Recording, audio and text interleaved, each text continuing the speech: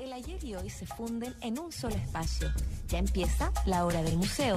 Identidad, cultura y el diario acontecer se mezclan para dar forma a un encuentro cotidiano con nuestra historia. La hora del museo, el programa del Museo Histórico Nacional, conducido por Rocío Muñoz. Bienvenidos a la hora del museo, este programa del Museo Histórico Nacional. Nos escucha la 94.5 FM, Radio Universidad de Santiago. Nos puede oír también en www.radiosach.cl. Y si quiere revisar los programas anteriores, tenemos la sección de podcast. Igualmente, www.radiosach.cl/programas. Ahí nos va a encontrar. El día de hoy vamos a estar conversando de historia, como siempre en este programa. Vamos a hablar de la agricultura y cómo era la élite agraria durante parte del siglo XIX. Esta es una investigación que realizaron algunos académicos. El día de hoy nos va a acompañar Manuel Llorca Jaña. Él es académico del Departamento de Economía de aquí, de la Universidad de Santiago.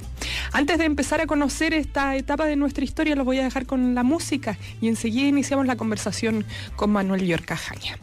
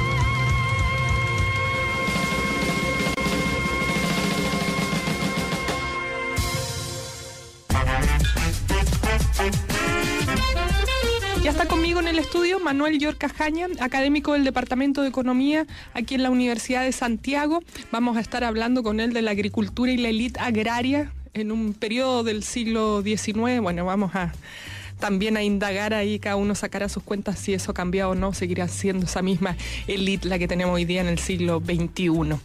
Bienvenido, Manuel, gracias por aceptar la invitación del Museo Histórico aquí en Radio Sacha. No, gracias a ustedes por difundir el trabajo de nosotros, digamos. Manuel, en otra oportunidad hemos conversado de otros temas también vinculados con historia, economía, sí. Y ahora se fueron al agro, que es así como... ya es un sector económico de élite, digamos. Siempre uno tiene esa imagen aquí en Chile, ¿no? De estas familias de hacendados. Sí. ¿Cómo parte esta idea de investigar esta área de la economía chilena? A ver, en realidad es un proyecto Fondecir regular que está terminando ahora, que era sobre el desempeño económico de Chile en la primera mitad del siglo XIX. Forman parte del equipo también el profesor Juan Navarrete Montalvo, investigador asociado del CIGEAP de la FAE, Roberto Araya Valenzuela, también investigador asociado, y Claudio Robles Ortiz, que es de nosotros el único realmente historiador agrario del equipo. Entonces, parte de nuestro trabajo, digamos, consistía en ver cómo anduvo la economía chilena durante este periodo, y obviamente el sector agrario era súper importante. Chile era eminentemente una sociedad agraria durante este periodo. La producción, el sector agrícola era el más importante de todos, digamos. Todavía el sector minero no había repuntado tanto como lo hizo posteriormente. Entonces tiene todo el sentido del mundo para nosotros, que estábamos preocupados por el desempeño económico de Chile durante este periodo, concentrarnos en el sector agrario. Y uno de los grandes problemas que había en la historiografía para este periodo era la falta de estadística. Entonces quiero rendir un tributo a un colega que fue el que nos señaló, digamos, esta fuente en concreto, Francisco Betancourt, de la Universidad de Chile. Él nos contó, digamos, en qué consistía, y realmente no lo podíamos creer, digamos, cuando fuimos a verlo, porque básicamente estos catastros, digamos, son censos agrícolas que se realizaron en Chile en 1832, 34, 37, 38 y después 52, que básicamente se hizo un catastro, y por eso viene el nombre, de todas las propiedades agrícolas de Chile. ¡Wow! Sobre todo el del 1832. Eso no se hizo en ningún otro país latinoamericano antes de mediados del siglo XIX. Incluso se hizo en otros poquitos países a nivel mundial. O sea, Chile fue un pionero en las estadísticas agrícolas, digamos, de Chile a nivel mundial.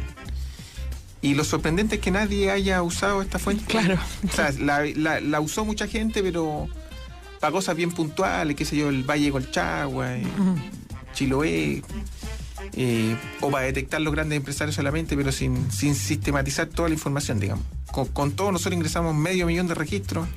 Fue un periodo bien largo, digamos, de recopilación de datos, pero nos permitió, digamos, publicar por lo menos 3 artículos, digamos, y esperamos que sean 4. Bueno, quiero que nos vayas contando qué es lo que se medía con este catastro, cuáles eran las preguntas, pero antes de eso, quería saber, porque mencionaste también el Valle de Colchagua. Cuando hablamos del Chile agrícola para esa época, ¿qué zona era? A ver, el catastro incluye todo Chile, todas las propiedades rurales de Chile, desde el norte chico hasta el sur, digamos. Obviamente el tamaño de Chile en esta época era mucho más reducido de lo que es hoy en día, digamos, porque no se había producido la guerra del Pacífico, no se había incorporado el Norte Grande, no se había incorporado la Araucanía todavía, pero todo Chile, digamos. O sea, desde, por decir algo, Coquimbo, La Serena hasta Concepción, pero también incluye Valdivia, Chiloé, porque eran parte de Chile también en este periodo, digamos. A ver, ¿qué es lo que ocurrió? En 1831 se introduce un nuevo impuesto en Chile, que se denomina catastro, que básicamente fue un ensayo, digamos, de contribución directa. Era un impuesto sobre el ingreso agrícola de mercado, o sea, la parte de la producción agrícola que entraba al mercado, no la que se destinaba a autoconsumo. Y una historia que no se conocía respecto a ese impuesto es que se introdujo para pagar el primer préstamo que toma Chile en el mercado internacional, que es de 1822, que lo toma en Inglaterra, por 1 millón de libras esterlinas. Se toma ese préstamo y un par de años después se deja de pagar. O sea, Chile entra en default. Los británicos obviamente estaban muy preocupados y empiezan a presionar a Chile para que Chile cree algún mecanismo, digamos, algún ingreso extra para pagar este préstamo impago. y el catastro se introduce única y exclusivamente para financiar el repago, digamos, de este préstamo. Esa historia es bien poco conocida. Obviamente no era suficiente, digamos, con lo que se iba a recaudar se iba a pagar solo parte del préstamo, pero de todas maneras era un paso adelante, digamos, para restablecer la credibilidad internacional chilena en los mercados financieros, digamos. Entonces se introduce este crédito, este impuesto, digamos, que además perseguía, digamos, hacer como un ensayo de contribución directa, reemplazar el diezmo, digamos, que es una herencia colonial, en un futuro cercano, y de hecho finalmente se funde el diezmo con la contribución territorial y quedamos con un solo impuesto agrícola, pero ya más tarde, digamos, en los años 60. También en términos generales, ¿no? ¿Cómo era ese mercado agrícola? ¿Qué era lo que producía Chile? ¿Cuánto de eso se podía exportar? Ya, Chile básicamente en este periodo producía mucho trigo. Trigo se exportaba en Chile desde la época de la colonia, digamos, se mandaba sobre todo a Perú. Se producía productos vinculados, digamos, al sector ganadero, qué sé yo, cuero, carne seca, cebo. Se producía también mucho producto, bueno, parte de esa producción se exportaba, pero se producía también mucho producto que era para autoconsumo, digamos. Qué sé yo, vegetales frescos, fruta, nueces. Pero en general estas frutas y vegetales no se exportaban. Básicamente, un problema súper importante acá para la agricultura chilena es el pésimo estado de la infraestructura interna en términos de transporte. O sea, aquí básicamente no habían ferrocarriles en esta época. Los caminos eran una auténtica porquería. En Chile prácticamente no habían puentes. O sea, los españoles invirtieron muy poquito en bienes públicos. Muy, muy poquito. Y los primeros gobiernos de Chile independiente tampoco invirtieron mucho, digamos. Entonces el sistema de transporte en Chile era realmente nefasto y por lo tanto eso impedía, digamos, que hubiese una circulación rentable de producción agrícola al interior del territorio y mucho menos para exportación, digamos. Claro. Entonces era muy poco lo que se exportaba, muy poco lo que se vendía en otros mercados que no fuese más allá del mercado donde se producía actualmente la mercadería, digamos. No había una logística, ¿no? No había ninguna logística. Básicamente se transportaba todo en carreta, mula, extraordinariamente caro, muy precario. Entonces eso hacía muy, muy difícil, digamos, por un lado que se generasen excedentes para una exportación rentable y por otro que hubiesen incentivos, digamos, para invertir en mayor producción, digamos.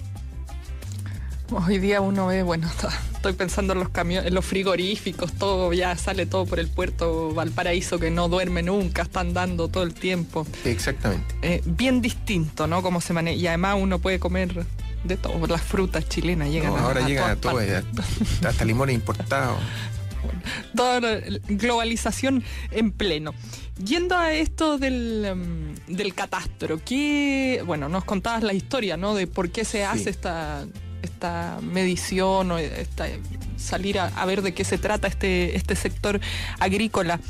¿Qué es lo que querían indagar con eso? ¿Qué preguntas contenía? A ver, básicamente, primero se define que se va a cobrar un impuesto a la producción agrícola de mercado a todos los fondos de Chile, todos los predios, digamos, chicos, grandes, medianos, que produjesen más de 25 pesos al año para el mercado.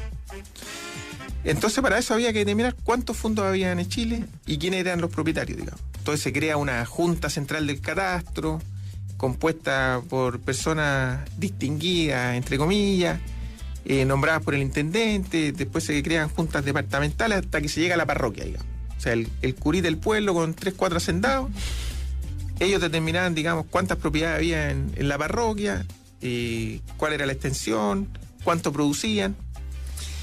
Que no es descabellado porque en el fondo los curitas estaban a cargo de cobrar el diezmo, entonces ellos sabían muy bien, digamos, cuánto producía cada propietario, digamos, en su parroquia, digamos. Obviamente esto era tremendamente difícil de hacer, digamos, determinar cuántos fondos había, qué tamaño tenían los mismos. Claro, los tamaños. Y por lo tanto se contratan agrimensores, digamos. O sea, estos son los primeros trabajos de agrimensura en Chile. La mayoría de los primeros agrimensores son extranjeros. Pero también se empiezan a formar en Chile y se empieza a realizar un trabajo finísimo, digamos, en términos de de delimitar, digamos, los fondos. Otra cosa importante, un dato que nosotros damos ahí, es que, por ejemplo, en los años 20 se cree que 3/4 de todos los litigios en Chile, de cualquier naturaleza, en la justicia civil, tenían relación con problemas de límite entre vecinos, de límites de propiedad. Entonces esto venía a resolver también ese problema, digamos. Entonces era tremendamente importante no solo para cobrar el impuesto, sino también para tener derechos de propiedad claramente establecidos en Chile. Un ordenamiento total. Ordenamiento total.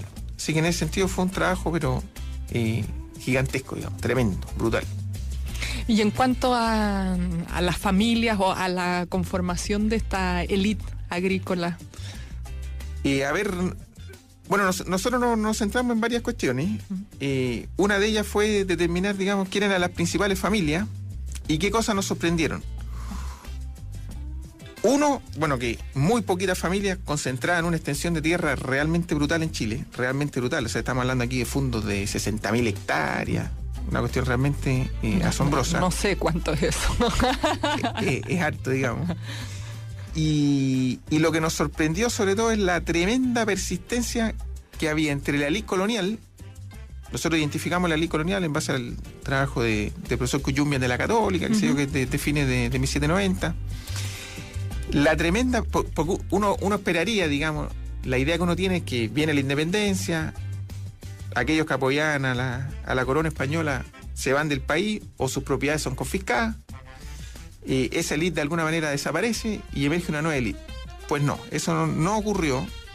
De hecho, si uno compara la crema de la crema a fines de la colonia con la crema de la crema en los años 30, incluso en los años 40, o sea, 30 años después de la independencia, la persistencia de las mismas familias es realmente asombrosa. Son los mismos compadres, muy poco cambio. Eso por un lado. Por otro lado, esta élite que nosotros vemos, digamos, que viene de la colonia, digamos, todos estos mayorazgos, conde de la conquista, etcétera, tiene además una participación política tremendamente activa, digamos. O sea, más de la mitad, de 60% de las primeras 50 familias son senadores, diputados, presidentes. Entonces, eso también, digamos, eso se sabía, pero de alguna manera nosotros lo precisamos súper bien, digamos. ¿Cuántos de las 25 grandes familias afines a la colonia siguen siendo parte de la élite los primeros 30 años después de la independencia?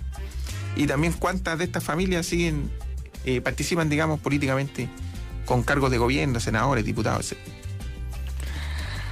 Bueno, no sé, no quiero opinar sin datos, pero me imagino que algunas de esas familias continúan hasta el día de hoy, tanto en el poder político como en el agrícola. Los mismos de algunos apellidos así como para hacer Larraín, alcalde de La Cerda, los Errázuri, Ballesteros. Bueno, otra cosita interesante que nosotros, que de hecho es un artículo que está ahora siendo evaluado, vamos a ver cómo nos va. Algo que nos llamó la atención es que dentro de esta élite agraria, por lo tanto nacional, por el peso del agro, digamos, hay muchas mujeres. Ah, sí. Muchas mujeres, no solo en la historia económica, yo diría en general en la historiografía chilena, la mujer ha sido invisibilizada totalmente.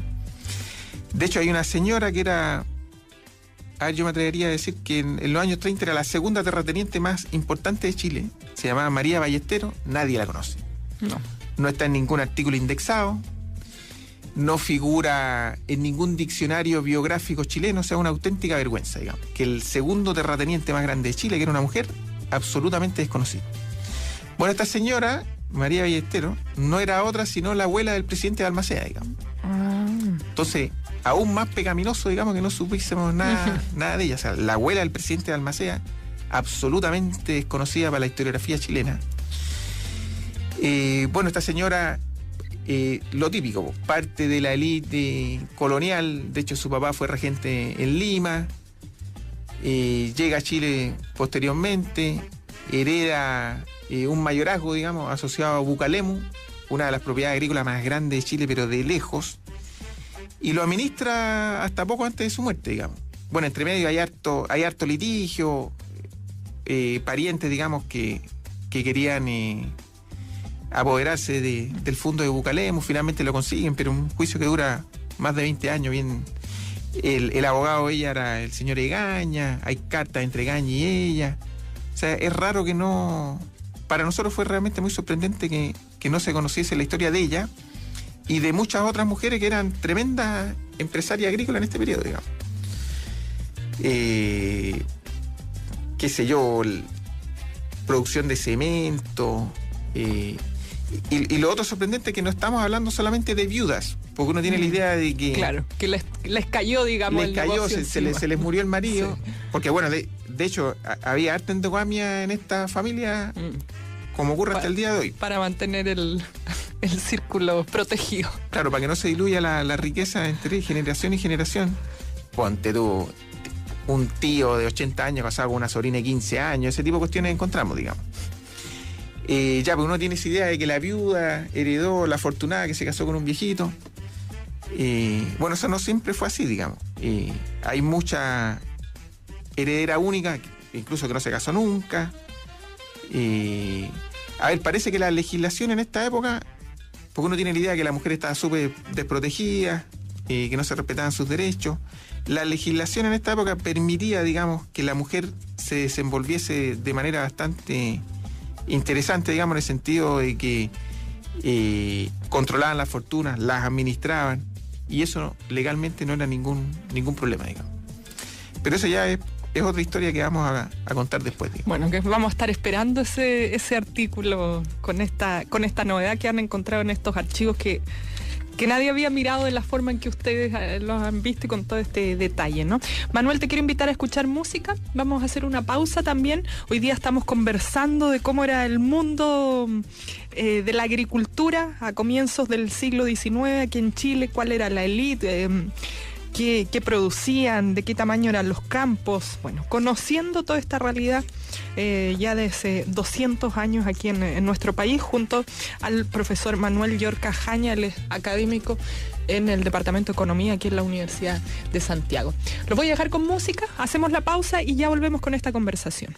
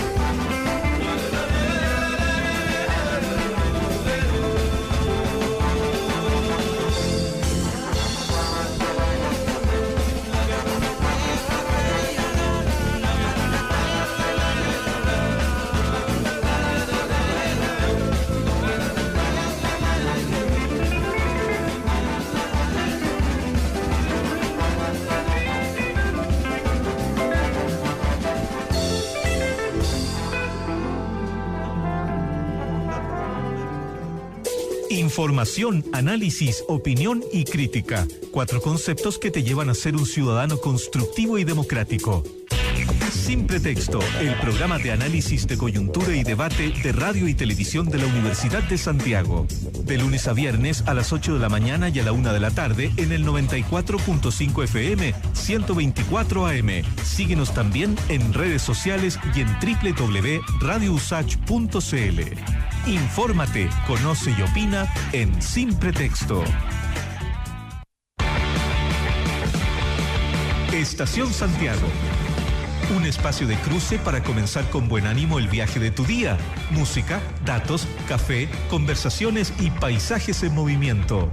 De lunes a viernes cuando el reloj marque las 9 por la 94.5 FM y radiousach.cl.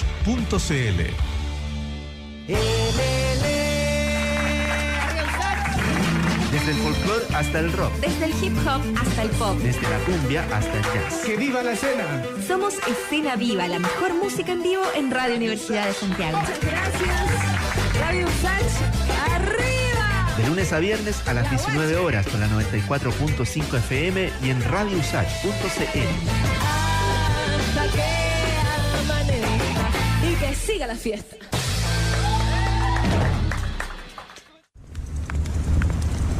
Hola, ¿cómo estás? Bien, un poco apurada, pero bien.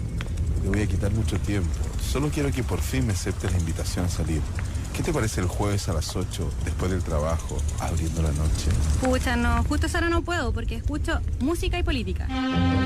Cada jueves a las 20 horas en Radio Universidad de Santiago, junto al sociólogo Alberto Mayol, el compositor Miguel Farías, el sociólogo Carlos Azócar, estarán en Música y Política. Cada jueves a las 20 horas en Radio Universidad de Santiago. ¿Y si almorzamos el sábado a las 3? Chuta, tampoco, porque es la repetición y no me la pierdo. Música y Política, tu excusa perfecta.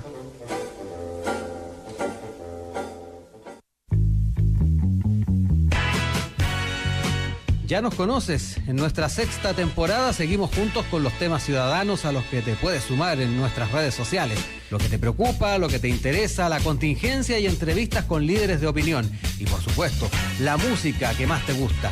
Todo en la 94.5 FM a las 17 horas, en Sin Tacos ni Corbata.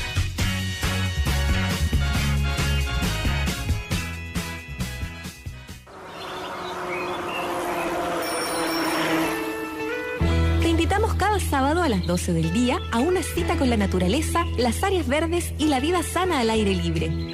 Radio Universidad de Santiago te acompaña a un paseo por el parque. No lo olvides, te esperamos en Santiago Verde, un programa del Parque Metropolitano de Santiago. Cada sábado justo al mediodía.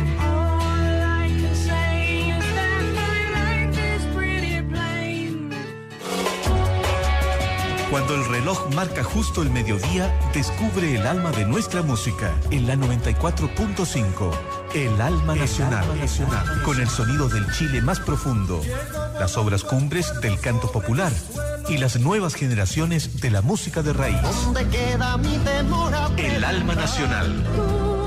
Cantores, trovadores y cultores conviven con exponentes de música fusión en Radio Universidad de Santiago. Lunes a viernes a las 12 del día y 4 de la madrugada y los domingos a las 15 horas. Te esperamos en El Alma Nacional. Te acompañamos en tu radio universitaria.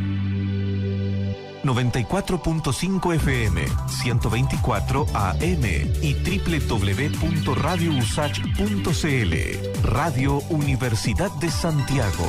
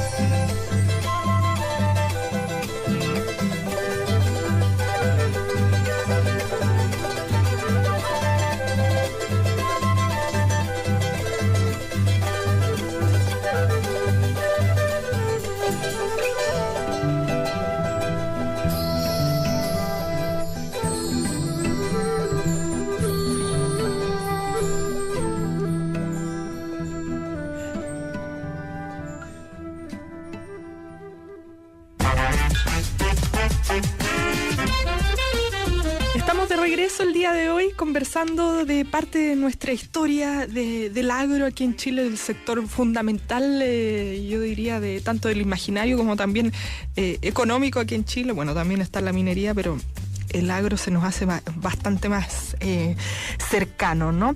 Estamos hablando de cómo era el sector agrícola y la élite de ese sector a principios del siglo XIX o en la época, digamos, post-independencia. Nos acompaña el día de hoy Manuel Llorca Jaña. Él es académico en el Departamento de Economía aquí de la Universidad de Santiago.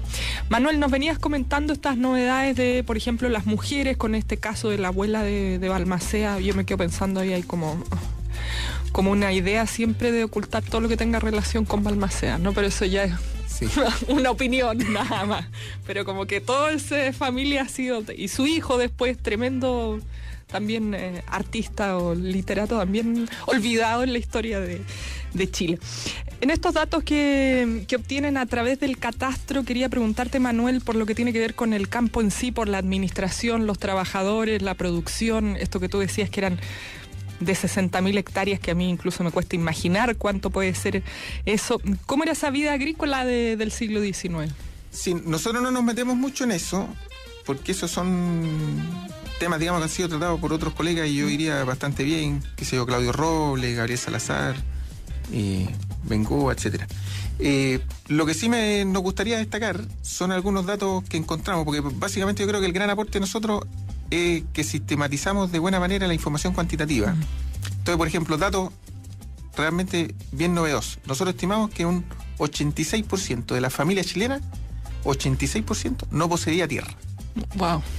Ese es un dato realmente potente. O sea, solo un 14% de la familia poseían tierra.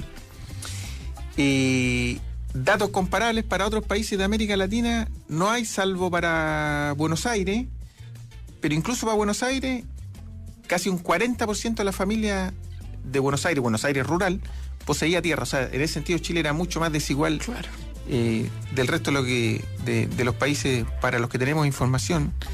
Un 97% solamente de la familia,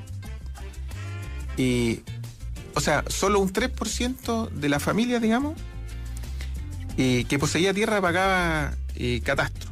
O sea, entonces, un 86% no poseía nada de tierra, y de los que poseían tierra, unos poquitos solamente generaban un excedente para el mercado. O sea, esto habla de una tremenda precariedad, digamos, del sector rural chileno. Y de hecho la primera sociedad de agricultura de Chile, antes la SNA, que parte en 1838 más o menos, a poco andar se cambia el nombre y pone Sociedad de Agricultura y Beneficencia, digamos, en reconocimiento a este desastre, digamos, que había en el campo chileno, digamos. Entonces, ese dato para nosotros realmente nos sorprendió muchísimo. Y de hecho, si uno analiza, al momento de la independencia se cree que habían en todo Chile 15.000 fundos solamente. 15.000 propiedades agrícolas, o sea, muy poquito. Y aun cuando después se empieza a producir un proceso de partición de tierra bastante interesante, cuando ya termina nuestro periodo, que es 1852, el catastro de 1852, nosotros estimamos que en todo Chile había unas 37.000 propiedades rurales, digamos, que sigue siendo muy poquito, porque la población ya era más o menos 1,5 millones de personas, digamos. Pero de todas maneras, bueno, eso, constatar que hay muy poca propiedad agrícola, mucha gente sin tierra, pero que se produjo, digamos, indudablemente un proceso de partición de la tierra que más que duplicó el número de propiedades entre la independencia y mediados del siglo. Y para eso hubo ciertas políticas, por ejemplo, abolir impuestos a la compraventa, se abolieron los mayorazgos, que de alguna manera perpetuaban, digamos, o asegurar la indisolución, digamos, de las grandes propiedades agrícolas. Entonces se trabajó en eso. Hubo alguna política al respecto, digamos.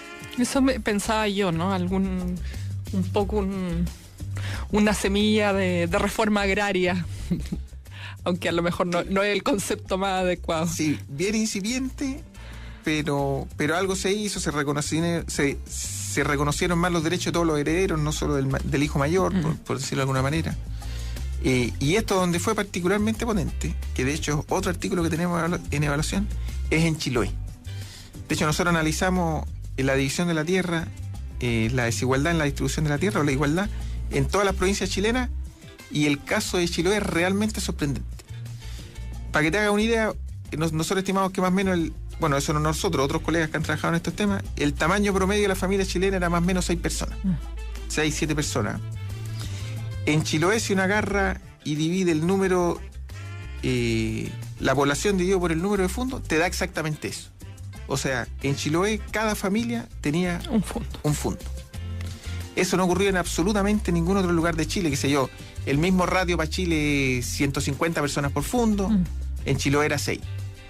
Entonces eso nos llevó a estudiar el caso Chilote, qué pasó en Chiloé, y descubrimos hartas cosas bien interesantes. Por ejemplo, que en Chiloé ciertas leyes que eran nacionales se implementaron solo ahí. Por ejemplo, gran respeto a la propiedad indígena de la tierra.